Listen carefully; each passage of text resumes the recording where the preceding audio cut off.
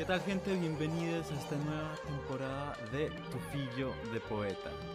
Ganado tengo el pan, hágase el verso, decía José Martí cuando hablaba de sus días sin trabajo, de esa época en Nueva York en la que iba sumas, hilando y revolviendo cifras.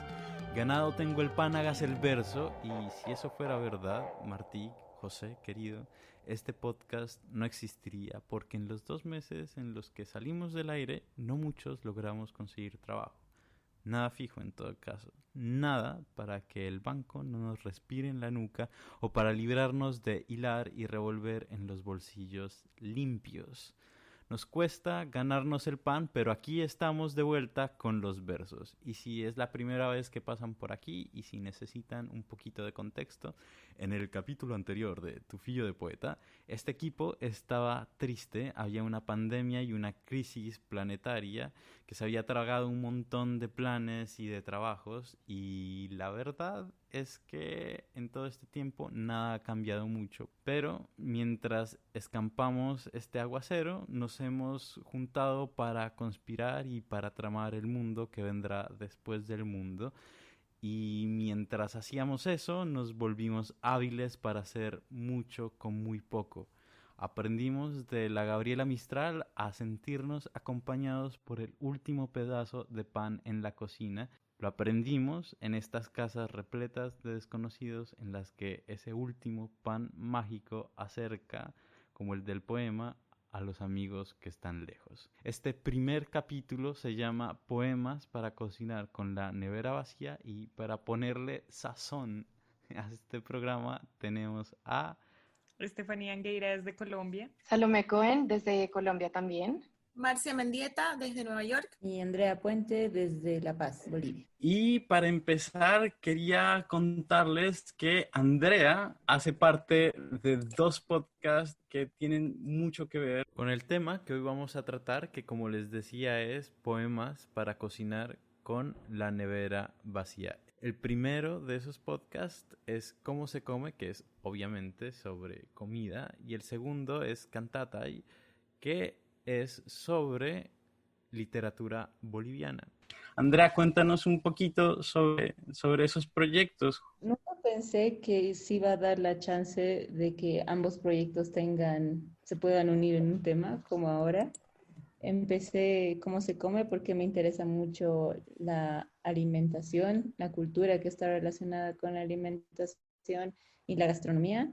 Y por otra parte, este año lancé con un muy buen amigo mío, Cantatay, que es un podcast que trata sobre literatura boliviana, donde no hablamos con escritores, sino hablamos sobre escritores. Y nuestra misión es un poco educativa y también hacer que la crítica sea menos solemne y la literatura sea más alcanzable para todos. Y hoy también nos acompaña Salomé Cohen, que es editora, pero además, y según lo que se ve en su cuenta de Instagram, es una gran cocinera.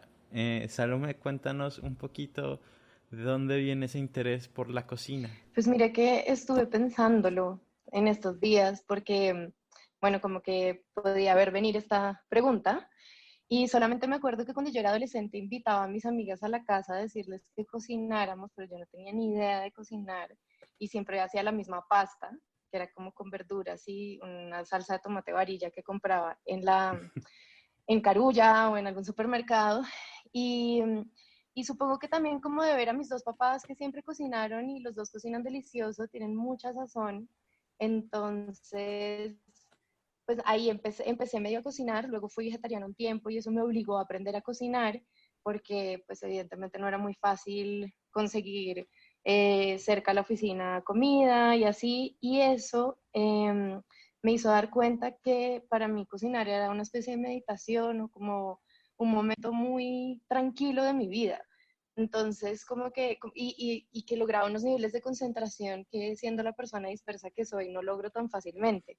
Entonces, pues ahí empecé como cada vez a aprender más y a meterme más, pero pues debo decir que nunca he hecho un curso de cocina, nunca he aprendido de un libro de cocina, ni nada. Pues voy ahí como haciendo cosas muy, como intuitivamente. Entiendo que entre el equipo de Tufillo hoy tenemos representación de dos polos opuestos, ¿no? Porque sé que a Nia le gusta mucho cocinar y Marcia todo lo contrario, ¿cierto? Es verdad, y además Estefanía cocina riquísimo, así que tengo que decirlo. Y sí, yo soy la aguafiestas en este podcast hoy. O sea que, perdónenme todos los amantes de la cocina, a mí me encanta comer, celebro que exista toda la gente que cocina riquísimo, porque yo la disfruto, pero hacer algo yo, me cuesta un poquito. ¿Ni algo que Bueno, decir acerca de eso? Sí, pues yo creo que yo era Marcia hace por ahí 6 años. No me gustaba cocinar y sí me gustaba mucho comer y ir a restaurantes y bueno, de ahí nació un poco un blog que tengo de comida. Y a partir del blog fue que empecé como a cocinar en forma también para saber sobre los ingredientes, sobre como la gastronomía en general. Entonces terminé haciendo un curso de cocina hace como 4 años y desde ahí como que ya me solté y ahora siento que tengo muy buenos instintos en la comida y eso también digamos que complementa mucho el trabajo que hago de catadora, por así decirlo. ¿Cómo se llama tu blog? Que creo que no nos dijiste. Ahora ya no es tanto un blog, sino solo un Instagram, pero se llama La Pobre Viejecita y el arroba es Nadita que Comer, un poco como un canto a Rafael Pombo, ¿no? Y a esta como poesía infantil colombiana. Buenísimo. Y ya que empezamos con poesía, pues no sé si Andrea, ¿nos quieres leer lo que nos trajiste hoy? Claro, tengo un poema que titula Pan de Mentira, que es de Nicomedes Suárez Araúz, que es de un poemario que se llama Recetario Amazónico de Dios. Soy muy fan del pan, luego les voy a contar por qué, y siento que este libro además es un refugio al hablar de la Amazonía, estando encerrada en la ciudad. Pan de mentira. Se entibia leche y se aumenta el azúcar. En vez de pasas se le echa algunas leyendas de riquezas. Se deja enfriar la levadura en agua tibia y se aumentan más leche y mitad de la harina del sueño inacabable de los chacareros. Se añade manteca derretida para hacer consistente a la masa. Se tapa todo y se deja descansar 400 años. Se coloca en el horno caliente del trópico, dejando asar hasta que se seque. Se come un poquito cada día con el chocolate espeso de la noche. Sí, Andrea, cuéntanos un poquito por qué escogiste ese. Me acuerdo que hace unos años alguien puso en Facebook o en Instagram, si no hubieses estudiado lo que has estudiado, ¿qué hubieras querido ser? Y mi respuesta era fácil, era panadera, porque pese a que he estudiado letras, siempre me atrevo la gastronomía, pero más que todo la panadería, no tanto la repostería, ¿no? Con sus gramos y exactitudes y delicadezas, sino el pan por ese trabajo manual que implica. Y durante esta cuarentena estoy intentando cumplir ese sueño. Han sido semanas de prueba y error, y he logrado hacer panes. Empecé a como regalar mis panes porque hacía demasiados en mis pruebas. Ahora se ha convertido en un pequeño emprendimiento. Entonces, además de dedicarme a hacer cosas con lenguaje, porque sigue siendo mi trabajo, mi escape es hacer pan. Entonces me atrae mucho este poema porque sigue una receta más o menos estándar de lo que es hacer pan, pero con toda la historia que esto implica, ¿no? No solamente con los ingredientes, sino también con la historia de colonización, al hablar de las riquezas y los 400 años y todo. Y bueno, desde el invierno paceño pensar en el trópico caliente es algo muy lejano, pero también accesible de alguna manera cuando al hornear, porque estoy pegada al horno desde muy temprano a temperaturas muy altas, entonces de verdad me transporta a ese lugar y siento que el trabajo que se le da tanto al pan como al lenguaje, en la poesía especialmente, es así fuerte, requiere muchísima energía y que al final se puede disfrutar en la noche con trocitos de chocolate, ¿no? Y que son además las estrellas, esos trocitos de chocolate, ¿no? Me gusta muchísimo cómo el poema pone sobre la mesa la posibilidad de que las recetas sean poesía. Y me hizo acordar de una escritora de aquí de Estados Unidos que se llama MFK Fisher, que hacía eso, hacía libros de cocina súper experimentales. Tiene uno que se llama Cómo cocinar un lobo. Escribió durante la Segunda Guerra Mundial cuando había un montón de comida que se estaba yendo para otros lados y había mucha gente sin qué comer, y un poco en chiste, un poco en serio, hace este libro de recetas en el que, claro, incluye poesía para enseñarle a la gente a cómo cocinar con muy poquito. Y siento que en eso de ver la poesía en las recetas están muy cerca esos dos proyectos que además me parecen muy, muy bonitos. A mí me encantó, me gustó mucho, igual que a Mateo, el formato de receta. Em, y también me gusta que si uno le quita, digamos, las partes literarias, igual sigue siendo una receta de pan, ¿no? Estándar. Y es un súper buen poema para el tema de hoy, porque al final, pues el pan es para todo el mundo, ¿sabes? Como que todo el mundo lo puede cocinar, todo el mundo lo puede hacer. Y es algo también muy barato. Y pensando un poco en esto de los 400 años de la colonización, también siento que tiene una relación como con estos vicios y virtudes medievales. Casi es como si fuera una descripción escrita de estas pinturas medievales sobre los vicios y las virtudes, que visualmente eran muy impactantes, pero que también tenían elementos cotidianos para que las personas pudieran recordarlos más fácil. Entonces acá el vicio sería la mentira, y como que hablamos del pan para recordar que esto es un vicio de una manera cotidiana. Me parece como muy chévere que utilizando como esos recursos casi como de mnemotecnia medieval esté criticando justo como esa parte de la historia y de lo europeo. Creo que es una constante en este libro, en el recetario amazónico de Dios, de Comedes Suárez, que poemas que tienen que ver con naturaleza, pero también tienen que ver con historia, y está todo este mito de creación que es lo que está en todo el libro, así que creo que este es un buenísimo ejemplo, y nada, recomendar a todos que lean el libro. Ay, y otra cosa que me pareció súper chévere es que al final esto de come el pan cada día, ¿no? Que bueno, tiene que ver como el pan de cada día, pero también es un pan venenoso, o sea, está casi podrido porque además dura 400 años, ¿no? Entonces como que uno se va intoxicando de a poco y es algo que sigue. Me pareció un poema espectacular y como lleno de cosas que uno puede como releerlo y releerlo y releerlo. Y volviendo un poco sobre el pan, a mí siempre me ha parecido muy loco y hasta mágico, ¿no? No sé si han visto este documental en Netflix hecho por Michael Pollan que se llama Cooked. Es algo bien interesante porque Michael Pollan también tiene esta formación en letras. Y además de hablar de pan, en este episodio habla de todas las fermentaciones, ¿no?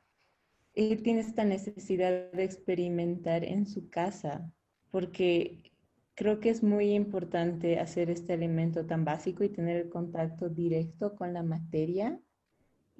O sea, porque creo, el alimento que requiere más labor manual directa, ¿no? Y fuerza y tiempo y todo. Entonces, o sea, como todas las cosas buenas que valen la pena, de verdad necesita esa atención y esa práctica en casa. Y estás trabajando con materiales que están vivos, ¿no? Por las levaduras. Pero bueno, para que sigamos hablando de comida, yo voy a leer este poema de Wisława Szymborska y después les cuento por qué lo trajimos. La cebolla es diferente. De vísceras es carencia, es cebolla hasta la médula, a la cebollil potencia. Cebolluda hasta el meollo, acebollada por fuera, puede calar sus adentros con mirada certera. Nosotros, salvajes y barbarie, envueltas en piel, el infierno del interno y anatomía ardiente, pero en la cebolla hay solo cebolla, ni intestinos hay ni hiel, múltiples veces desnuda, nunca jamás diferente. Es un ente coherente, es una obra maestra, una y luego otra dentro, grande a pequeña abarca, y pequeña es la grande de otra, que será tercera o cuarta, una fuga hacia el centro, eco de batuta diestra. La cebolla tiene esencia, su vientre es una bealdad que solo nimbos reviste, y es su mayor cualidad. Nosotros, grasa, nervios, venas, más mucosa y secreción, y nos ha sido vedada su muy idiota perfección. Bueno, este poema en realidad me lo recomendó Nia y yo le dije que sí con todo a este poema porque primero me parece muy hermoso hacer algo que muchas veces no hacemos, que es como fijarnos bien en los ingredientes de los que está hecha la comida con la que nos alimentamos, ¿no? Rara vez nos detenemos en eso porque pues el placer de la comida siempre nos golpea como de una manera más directa y como que la pregunta acerca de dónde viene o la pregunta acerca de por qué este fruto de la tierra es como es, viene muchísimo después. Y aquí están haciendo justo lo contrario.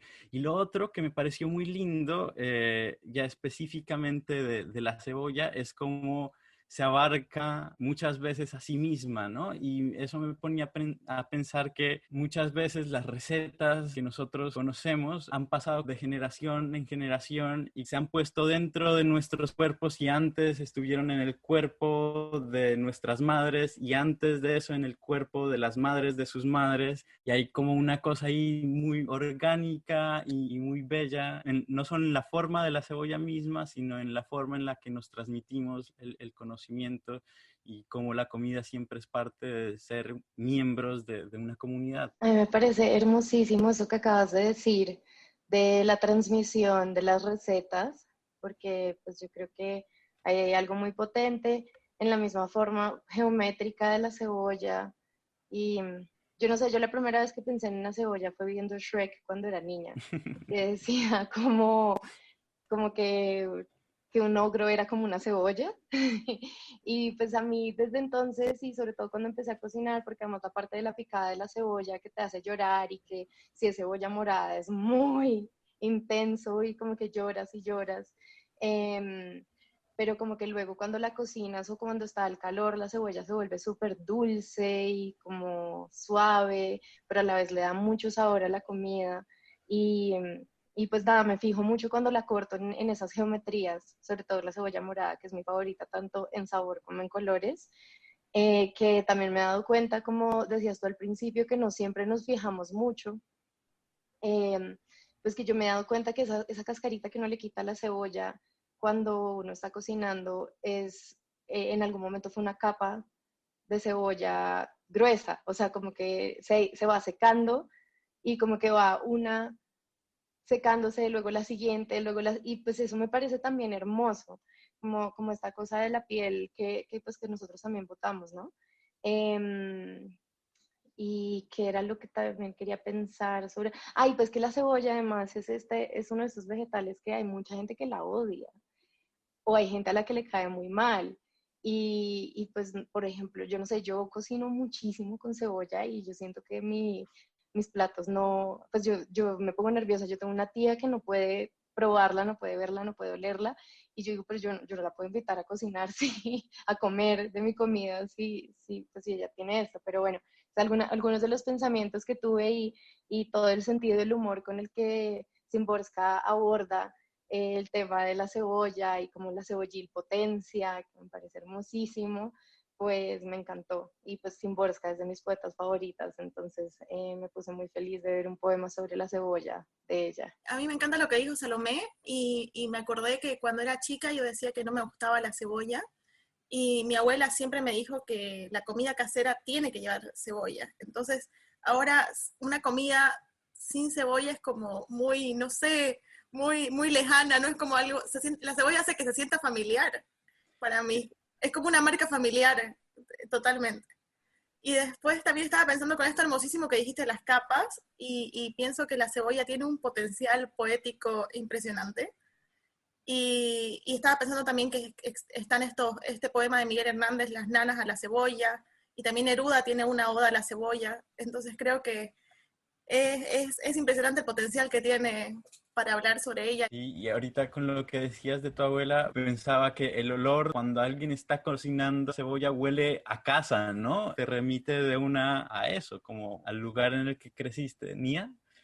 Bueno, yo tipo que amo las cebollas porque mi abuela era francesa y uno de sus platos como principales de la vida era la sopa de cebolla francesa, que claramente es una delicia, pero pues al final ella creció, ¿sabes? Cuando ella era joven, estaba en la Segunda Guerra Mundial eh, en París y ese era un plato de pobres porque la cebolla sí se conseguía y era lo que a ti te daban, o sea, a ti te daban sopa de cebolla día y noche. Pero después se volvió como un manjar en mi casa, entonces yo amo las cebollas y los poemas de las cebollas me parecen increíbles y me gustó mucho que trajeras a colación esto sobre la familia y como de cómo se van pasando las recetas de generación en generación, porque ahora que lo pienso, y esto también puede ser un poema de hecho, es que las cebollas tienen como la misma forma que las matrioshkas. Y las matrioshkas simplemente son como abuela, mamá, hija, nieta, ¿no? Yo recuerdo a una de las primeras clases que tuve en universidad, en la que básicamente querían enseñarnos a leer y decía, cada texto es como una cebolla, hay que ir sacando capa a capa, entonces mientras más experiencia tengan, van a poder ir sacando más capas. Entonces, me ha hecho pensar en eso. Primero, me ha dolido un poco porque yo he tenido que dejar de comer cebollas porque no puedo, mi cuerpo no las acepta, es un dolor, entonces estoy No. disfrutando el poema. Pero algo que pienso, y esto ya desde un punto de vista meramente gastronómico, uniendo a esto, es que la cebolla es un ingrediente base porque es un allium, entonces normalmente todo lo que huele rico tiene cebolla, ajo y aceite, un sofrito, ¿no? Pero nunca lo había visto desde este lado, que en realidad la cebolla no contiene nada. O sea, es uno de los ingredientes más básicos, pero son solo capas de capas de capas que no protegen nada. Entonces son las capas en sí mismas lo que hacen que un plato sea tan potente. Me encanta eso porque está hablando directamente con el poema, que es como porque nosotros no tenemos esta belleza que es solo ser de capas, como porque tenemos vísceras y estamos tan repletos como de caca. Literal. Salo, ¿quieres contarnos qué nos trajiste hoy? Bueno, yo les voy a leer un par de fragmentos del Cantar de los Cantares. Digo fragmentos porque es un poema realmente largo y pues eh, digamos que no todo hace alusión a cosas de comida o de cocina, entonces escogí unos fragmentos específicos.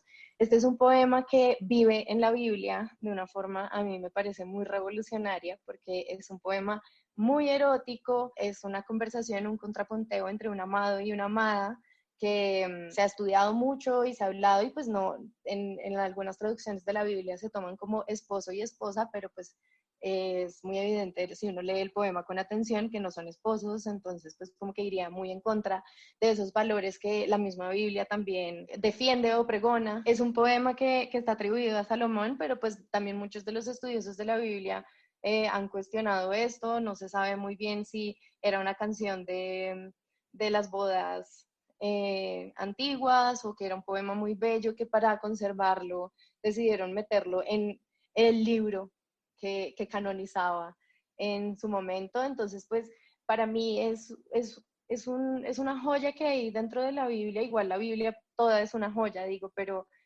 como que es tan bello. Yo no soy de una familia muy piadosa, entonces pues la Biblia no la había leído mucho, sino hasta que la estudié como un producto literario y leí este poema y me voló la cabeza el nivel de erotismo que tiene.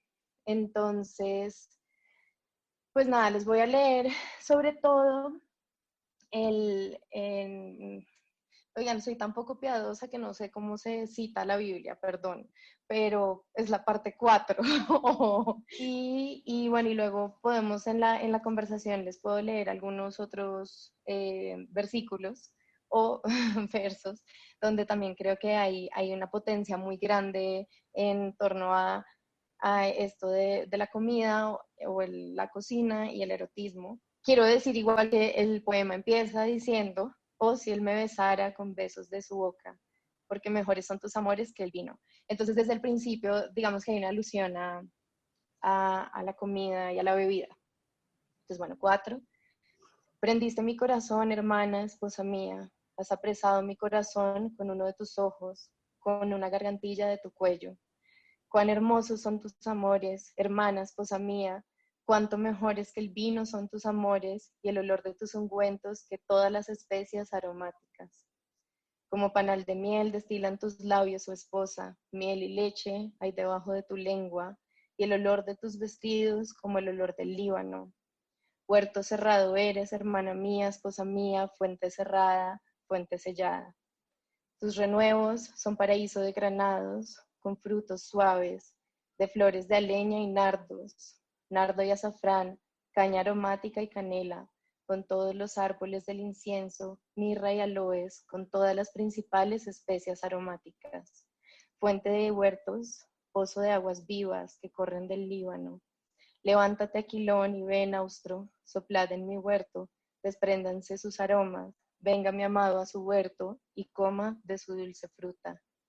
Yo vine a mi huerto, oh hermana, esposa mía, he recogido mi mirra y mis aromas, he comido mi panal y mi miel, mi vino y mi leche he bebido. Comed, amigos, bebed en abundancia, oh amados. Y bueno, sí, este es el fragmento que quería leer como completo porque luego ya hay otros versículos de los que podemos hablar. ¿Cuál crees tú, Salo, que sea entonces esa relación entre erotismo y comida? Bueno, yo creo que la más evidente, digamos, como que está este tema de comerse o como de comerse al otro y el sexo como un acto de devorar y de probar, porque pues de todas formas sí, hay mucho que se está probando. Pero además, pues en este poema lo que hay es unas evocaciones de los frutos y de las formas que pueden aludir también a las partes del cuerpo, a los olores. Y pues yo pienso que el acto de cocinar es muy parecido al acto de acostarse con alguien, porque pues supongo, por un lado, hay algo como en la delicadeza que implica y como en el saber tocar o en el saber cortar o en el saber poner o en el saber, sí, hay algo así como muy sensorial, pues, implica olores, implica texturas, implica pues también mucho de la vista. Untarse las manos también, como que en la cocina hay algo como con el untarse que a mí me parece súper erótico cuando estoy cocinando y que implica pues también tocar el cuerpo del otro. Y que pues sobre todo, que era lo que les decía al principio, con el tema de cocina como meditación, pues yo creo que uno la pasa rico en el sexo si uno está conectado y concentrado, y yo creo que la comida queda rica si uno está concentrado y conectado. Y bueno, y también hay esa cosa, ¿no? Como que es que son tantas las cosas que se dicen sobre el sexo que se pueden decir exactamente iguales sobre la comida. Entonces, pues bueno, pienso en estas ideas, luego podemos hablar de otras. Y quiero, no me dejen pasar, leerles un verso muy potente y ya hablamos de eso. Bueno, uno, me encanta que traigas la Biblia. Yo creo que la poesía que hay ahí metida y que nadie ha leído en tu fillo de poeta, hay que traerla. O sea, me parece increíble. Primero pensé que es muy parecido el deseo de unirse a otro cuerpo y el deseo de comer, porque es como asimilar al otro en el cuerpo de uno mismo, casi como metabolizarlo para volverse solo un cuerpo, ¿no? De ahí recordé este poema de Anne Sexton que se llama Cuando un hombre entra en una mujer. Voy a leer solo el final, que dice: este hombre, esta mujer, con duplicada hambre, han intentado traspasar la cortina de Dios y por segundos lo consiguen, por más que Dios, en su perversidad, desate el nudo. Eh, bueno, y siempre me gusta mucho como que eso esté en la Biblia, porque al final, si hay una divinidad en volverse uno con otro cuerpo, ya sea una comida o una comida, no, o otro cuerpo. Yo quiero hacer un pequeño paréntesis ahí, es también esta cosa Dale, de cómo es el cuerpo de Cristo cuando vas a la iglesia claro. en la hostia y que también está en... Ay, se me fue la idea. Sigamos y luego lo... Ok, pero es que además Jesús no solo, o sea, no solo te comes el cuerpo de Jesús, también Él limpia tus pecados por dentro, ¿me entiendes? Te estás volviendo uno con Jesús. Jesús es toda la humanidad al final, y eso es como la reunión, ¿no? Y por eso todos somos hermanos. Y siempre es como la unión, o sea, queremos la unión, queremos volvernos uno, y probablemente queremos como ser Dios. Y me gusta este Dan Sexton que dice como lo logramos por unos segundos, ¿no? Cuando comemos, también, yo creo. Y cuando tenemos el orgasmo. Exacto, total. También me gusta mucho del Cantar de los Cantares que habla sobre como las delicias, ¿no? Como todas las cosas deliciosas y eso tiene que ver con los sentidos y los sentidos creo que interpelan tanto lo erótico como el hambre. Que justo, pues ustedes saben que la Biblia tiene unas exégesis, que son estos comentarios que le han ido agregando a lo largo del tiempo, que pues que no son del libro original, digamos, y que tratan de interpretar, y pues muchas veces también en esos pies de página que tiene, explican que esto se trata del amor de Jesús con el pueblo, no es un amor entre un hombre y una mujer, sino como de Jesús y el pueblo, lo cual pues para mí siempre me cuestionó mucho, pero con eso que estás diciendo igual y sí, de pronto sí, o sea, sí puede ser un tema como de amor a Dios, pero a través del sexo, no excluyendo lo que es como un poco la interpretación que ha tratado de darle la iglesia a eso. Y bueno, y con lo que dices, quiero leer otro par de cosas. Bueno, aquí hay una imagen que me pareció muy, muy sexual, que dice, como el manzano entre los árboles silvestres, así es mi amado entre los jóvenes. Bajo la sombra del deseado me senté y su fruto fue dulce a mi paladar. Porque bueno, pues si ahí hay una cosa como de comerse o de meterse en la boca el sexo del otro, ¿no? Me ha hecho pensar mucho en la ritualidad al hablar de lo religioso también, como en el catolicismo se recomienda, bueno, se aconseja se aconseja la comunión lo más seguido posible y hay personas que lo hacen a diario, ¿no? Pero con esta ingesta el cuerpo se hace divino, que obviamente esto tiene una tradición judía, ¿no? Que obviamente es más acorde con el Cantar de los Cantares, en el que, si no me equivoco, los judíos hasídicos o los ortodoxos, no estoy todo segura, están conscientes de la energía que tiene cada alimento. Entonces, obviamente hay alimentos que no se pueden mezclar, pero se bendice todo lo que el cuerpo ingiere. La bendición es distinta para el agua, que es para los alimentos, y no se pueden consumir alimentos que tengan una energía muy similar a la propia, ¿no? Por eso no se consume cerdo, por ejemplo, porque es una energía muy cercana a la humana, pero al estar consciente de que esto, o sea, se mantiene también en todo lo sexual, ¿no? Que al asimilar el alimento a la otra persona, estás haciendo tuya su propia energía, ¿no? Su propia esencia, su substancia, como dirían los cristianos. Entonces, es súper potente como además, o sea, cómo se reconoce la fuerza de esto, pero se va perdiendo con la repetición, porque es necesaria esta ritualidad para construirnos, ¿no? Para entender el mundo y hacernos divinos. Buenísimo. No sé si Marcia tienes algo que decir. Si no, podríamos seguir entonces con el poema que nos trae Nia. Yo traje un poema de una escritora colombiana que se llama Gloria Susana Esquivel. Esto es de un libro llamado El lado salvaje, publicado por una editorial colombiana independiente que se llama Cardumen Libros. Y es un libro bellísimo. Físico es bellísimo porque es casi un libro objeto y viene con ilustraciones de una artista que se llama Catalina Jaramillo. Me gusta mucho este libro además porque todo es como hecho por mujeres. Se llama El lado salvaje, conversaciones con Frank O'Hara, porque ella lo escribió mientras estaba estudiando en Nueva York. Y más o menos que como que sus poemas son respuestas a poemas de Frank O'Hara cuando él estuvo en Nueva York, que fue casi toda su vida, así no haya nacido ahí. Y este que traje se llama Borinquen Place. Asumo que este episodio pasó cuando ella estaba cruzando esa calle. Lo voy a leer primero. Comí cerezas mientras cruzaba el puente de Williamsburg. Di un bocado enérgico de dientes y piedras que rompieron los obstáculos más blandos, las vigas más blandas. Encontré mi boca en el vacío acuoso. Las otras se regaron y minaron el suelo. Dormí sobre un centro inestable y dulce. Soñé que alguien daba un bocado de mí y me metía en su boca. era húmeda y dulzona. Me tiraban por el suelo, minaban otro suelo conmigo. Yo era esfera, rosa, de vitamina B, potasio. Quise romperme en un mordisco sólido, gigante, como el de cielo, o la dentellada más feroz. Quiero ser la pulpa del fin del mundo. Intentaré servirme de nuevo, en la mañana, sobre el río, con yogurt y cereal al desayuno. Bueno, Nia, y cuéntanos, ¿por qué escogiste este poema de Gloria Susana?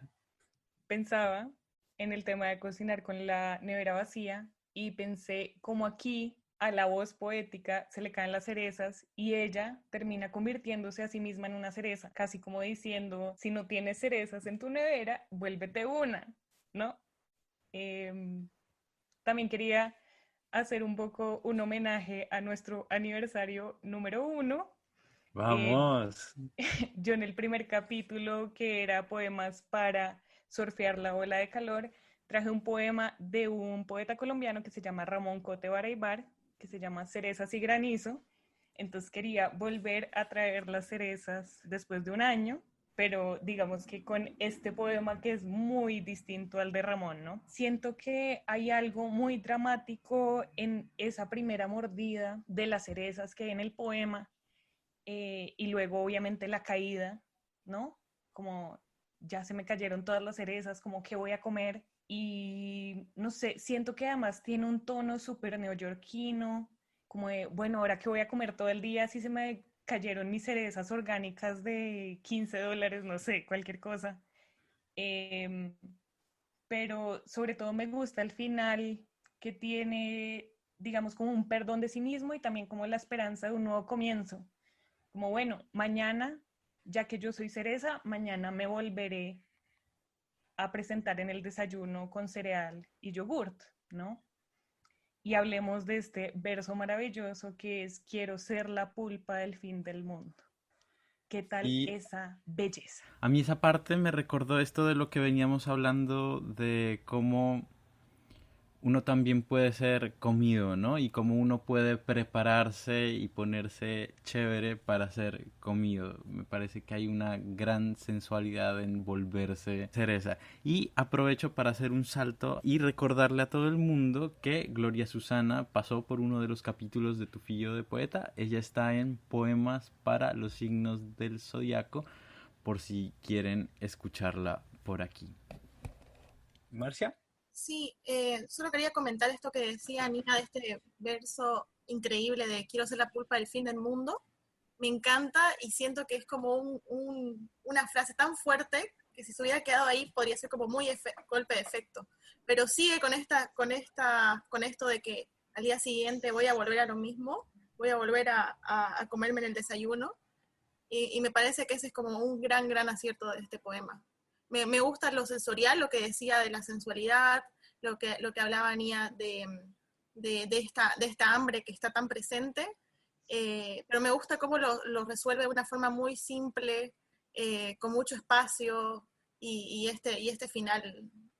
Yo creo que Mateo, gracias. Yo creo que Mateo quería hablar sobre los versos de alguien daba un bocado de mí y me metía en su boca, era húmeda y dulzona.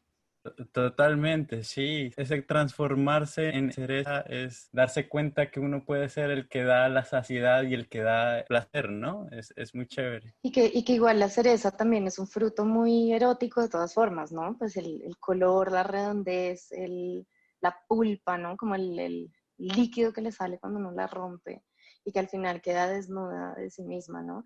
Pero hay algo que me parece muy interesante de este poema en contraposición a lo que hablamos del anterior, del Cantar de los Cantares, que es una exaltación al amor y pues es un amor en su mayoría no desdichado, ¿no?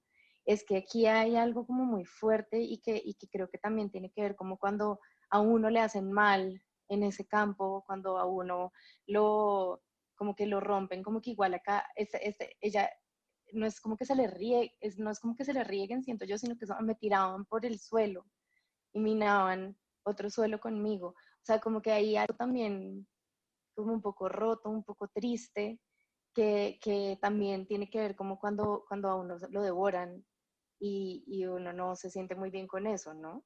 Que esto, y la otra cosa que quería anotar sobre el poema y en general sobre la poesía de Gloria Susana, que me encanta, es la sonoridad. O sea, que haya escogido decir yogurt, que diga potasio, que, a ver, como que eso me parece hermosísimo en este poema y pues en general en todo lo que escribe ella de poesía y de narrativa.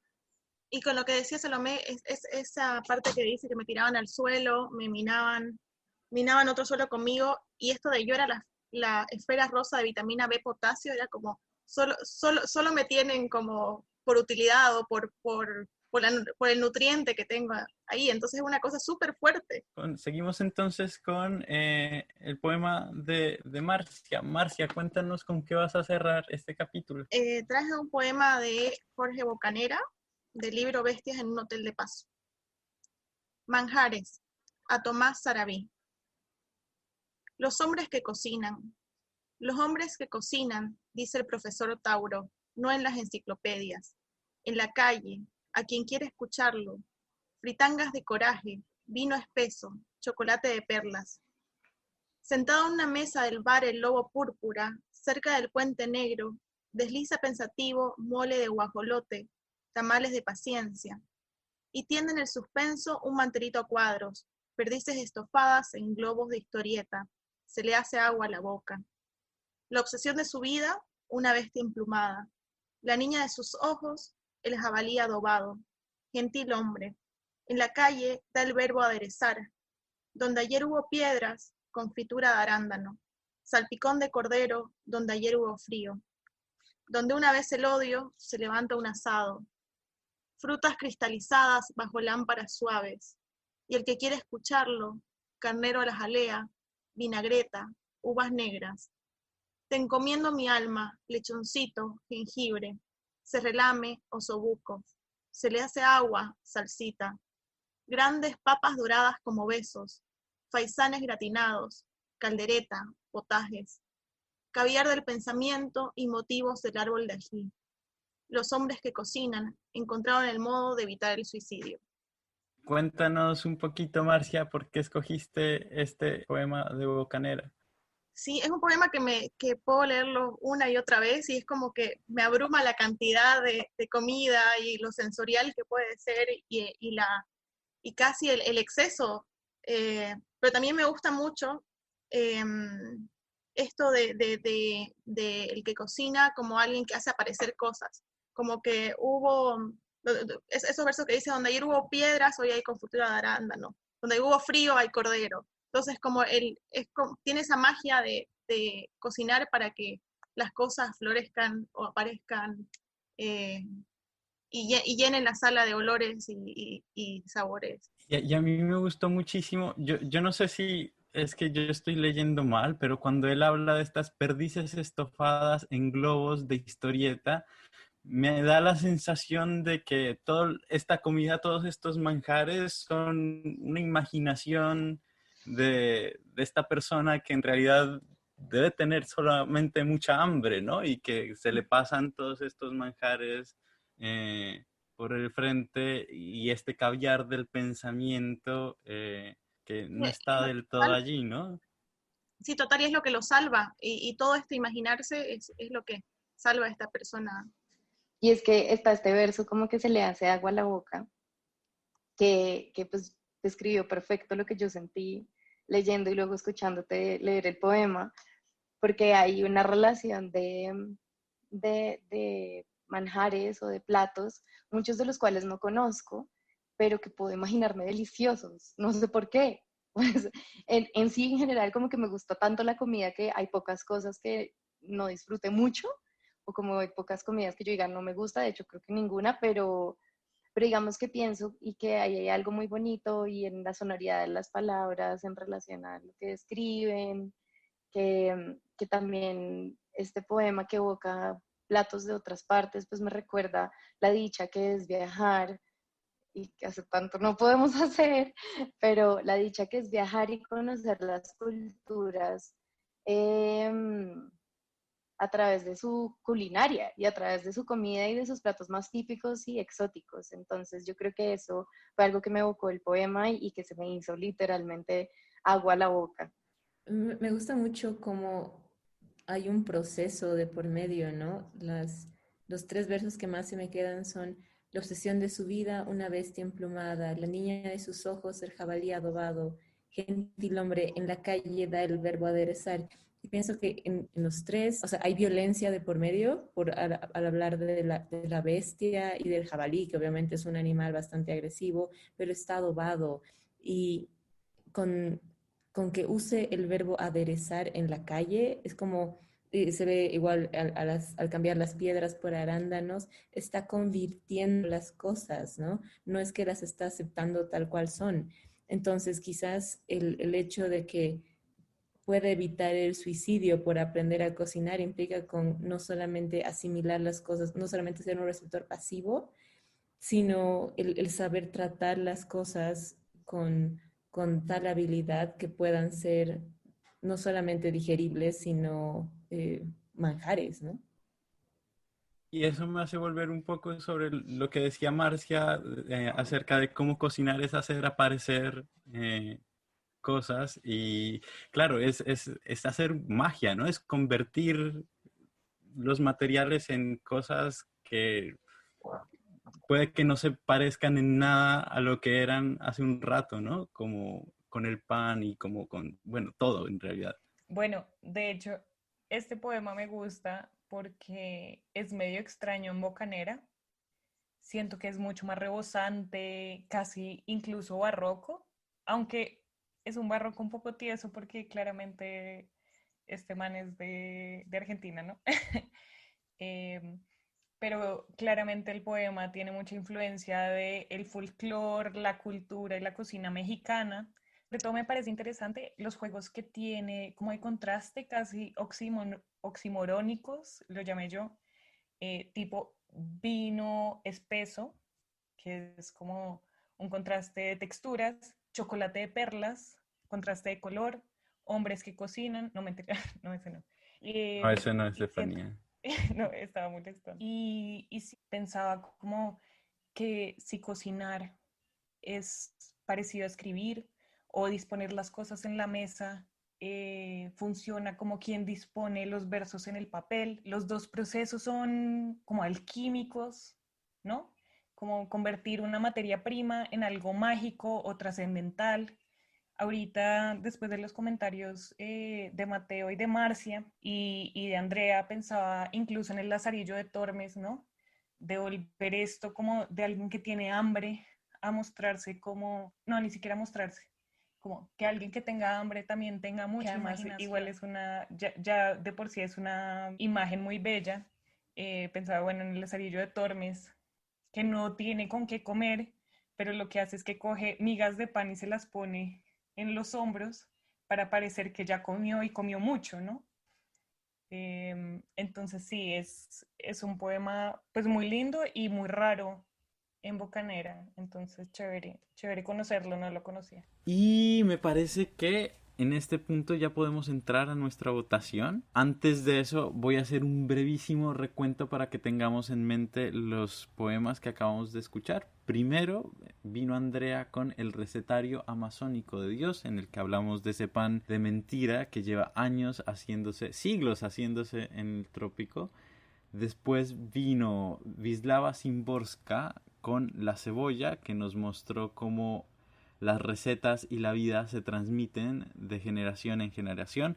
Pasamos a Salomé, que nos trajo fragmentos del Cantar de los Cantares, que nos dio pie para hablar de todo el erotismo que hay entre la cama y la cocina. De allí pasamos a Brooklyn y nos convertimos en cerezas gracias a Gloria Susana Esquivel. Y por último se nos hizo agua en la boca con estos banquetes imaginarios de los que nos hablaba Bocanera. Niña, ¿quieres empezar a votar tú? Sí, yo claramente voy a votar por Salomé, porque ya les dije que me parece increíble haber traído la Biblia a este espacio tan contemporáneo, entre comillas, y simplemente una lectura riquísima que yo quisiera que la gente que escucha esto leyera El Cantar de los Cantares. Marcia, ¿sigues tú?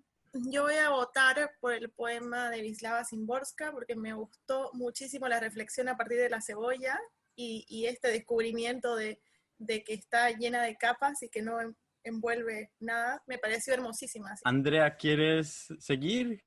¿Cuál fue el que más te gustó? Me uno a Marcia y voto por el de la cebolla, por lo mismo, ¿no? Porque creo que no parte de una imagen el poema, ni de un concepto, sino es algo tan terreno, tan mundano, que nos puede hacer pensar en tantas cosas, ¿no? Entonces me voy por la cebolla. ¿Y Salo? Bueno, yo estaba entre el de la cebolla y el de las cerezas y sigo estando un poco en eso, pero como ya la cebolla tiene votos, voy a votar por el de Gloria Susana Esquivel que leyó Estefanía. No porque ya haya votado por mí, claramente. Perfecto. Igual no importa, estarías votando por mí en cualquier caso porque yo escogí el de Mateo. Sí, de hecho ganamos, Estefanía, ganamos. Hicimos equipo y ganamos por primera vez. Al menos yo gané por primera vez. El único triunfo de Mateo y se lo estás quitando a Estefanía. Sí, así es la vida. Así es la vida. No sé, Yo tengo que él me lo decir... está quitando a mí, huevón. Yo tengo que decir que yo iba a votar por el pan de mentira que trajo Andrea, porque después de todo este bacanal que se desató, ese pan de mentira me sigue resonando y me parece ahora mucho más misterioso que al comienzo. Y bueno, no siendo más, síganos en todas nuestras redes sociales, esperen nuevos capítulos todos los domingos de aquí en adelante hasta que terminemos la temporada o en diciembre. Y nada, qué chimba estar de vuelta. Muchas gracias por venir, Salo y Andrea. Ustedes por la invitación. Bye. Chao. Chao. Chao.